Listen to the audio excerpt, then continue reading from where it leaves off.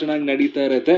ಒಂದಿನ ಅವ್ರ ಫ್ರೆಂಡ್ ಬಂದ್ಬಿಟ್ಟು, ಮಗ ಒಂದ್ ಶಾರ್ಟ್ ಮೂವಿ ಮಾಡ್ತಿದೀನಿ, 3 lakh rupees ವರ್ತ್ ಶೂ ಬೇಕು ಅಂತ ಆರ್ಡರ್ ಕೂಡ ಕೊಡ್ತಾರೆ. ಸೊ ಫ್ರೆಂಡ್ ಅಂತ ಅಡ್ವಾನ್ಸ್ ಕೂಡ ಇವ್ರು ತಗೊಳ್ಳೋದಿಲ್ಲ. ಬಟ್ ಆಮೇಲೆ ಸ್ವಲ್ಪ ದಿನ ಆದ್ಮೇಲೆ ಶೂ ರೆಡಿ ಆಗುತ್ತೆ. ಬಟ್ ಈ ಅಂಕಲ್ ಫ್ರೆಂಡ್ ಬೇಡ, ಶಾರ್ಟ್ ಮೂವಿ ಕ್ಯಾನ್ಸಲ್ ಆಯ್ತು, ಶೂ ತಗೊಂಡ್ ನಾನೇನ್ ಮಾಡ್ಲಿ, ಬೇಡ ಅನ್ಬಿಡ್ತಾರೆ.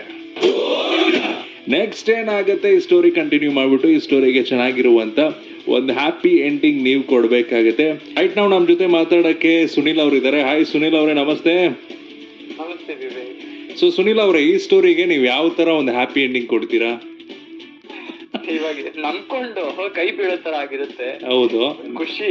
ಓಕೆ, ನೆಕ್ಸ್ಟ್ ಏನಾಗುತ್ತೆ ಅಂತ? ದೊಡ್ಡ ಬಂಡವಾಳ ಹಾಕಿ ಬಂದಿದ್ದಾರಪ್ಪ ಯಾರೋ ಕಸ್ಟಮರು, ಮಾಡ್ಕೊಡೋಣ ಅಂತ ಒಂದು ಉತ್ಸಾಹ ಇರುತ್ತಲ್ಲ, ಕರೆಕ್ಟ್. ಹಂಗೆ ಡಿಸಾಸ್ಟರ್ ಆಗ್ಬಿಡುತ್ತೆ. ಅಲ್ಲಿಂದ ಜೀವನ ಒಂದು ಕೊಲಾಪ್ಸ್ ಆಗ್ಬಿಡುದು.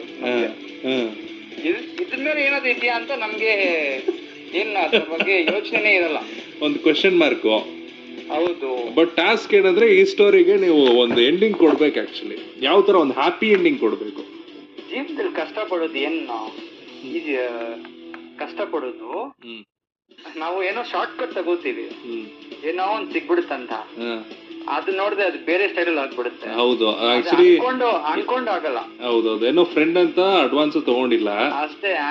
ಆಮೇಲೆ 3 lakhs ಪ್ರಾಡಕ್ಟ್ ರೆಡಿ ಆದಾಗ ಫ್ರೆಂಡ್ ಇಲ್ಲ ಇಲ್ಲ ಬೇಡ ಮಗ ಬಿಡು ಅನ್ಬಿಡ್ತಾನೆ. ಏನಾಗ್ಬೋದು ನೆಕ್ಸ್ಟ್ ಇದ್ರಲ್ಲಿ? ನೆಕ್ಸ್ಟ್ ಅದೇ ನಾವು ಇನ್ ಮುಂದೆ ಇರೋ ಟೈಮು ಹುಷಾರಾಗಿರ್ಬೇಕು ಅಂತೀರಾ? ಹುಷಾರಾಗಿರ್ಬೇಕು. ಸೊ ಈ ಸತಿ ಅಂಕಲ್ ಲೈಫ್ ಅಲ್ಲಿ ಲಾಸ್ ಆಗ್ಬಿಡುತ್ತೆ, ಬಟ್ ಒಂದು ಲೆಸನ್ ಸಿಗತ್ತೆ. ಹೌದಪ್ಪ ಅಲ್ವಾ? ಬೇಡಪ್ಪ ನಮ್ಗೆ ಆ ಲೆಸನ್ ಇಂಪಾರ್ಟೆಂಟ್ ಅಂತೀರಾ? ಸೊ ನೆಕ್ಸ್ಟ್ ಟೈಮ್ ಹುಷಾರಾಗಿರ್ತಾರೆ ಅಂಕಲ್ ಅವ್ರ ಲೈಫ್ ಅಲ್ಲಿ. ಬೇಡ ನಮ್ಗೆ ಶಾರ್ಟ್ ಕಟ್ ಬೇಡ. ಓಕೆ, ಏನಿದ್ರು ಲಾಯಲ್ ಆಗಿ ನೆಮ್ಮದಿಯಾಗಿದ್ದು ಊಟ ತಿಂಡಿ ಮನೇಲಿ ತಿನ್ಕೊಂಡು ಚೆನ್ನಾಗಿದೆ ಸಾಕು. ಸೊ ನೆಕ್ಸ್ಟ್ ಟೈಮ್ ಇಂದ ಈ ಸ್ಟೋರಿನಲ್ಲಿ ಅಂಕಲ್ ಹುಷಾರಾಗಿರ್ತಾರೆ ಅಂತ ಒಂದು ಹ್ಯಾಪಿ ಎಂಡಿಂಗ್ ಅಲ್ವಾ?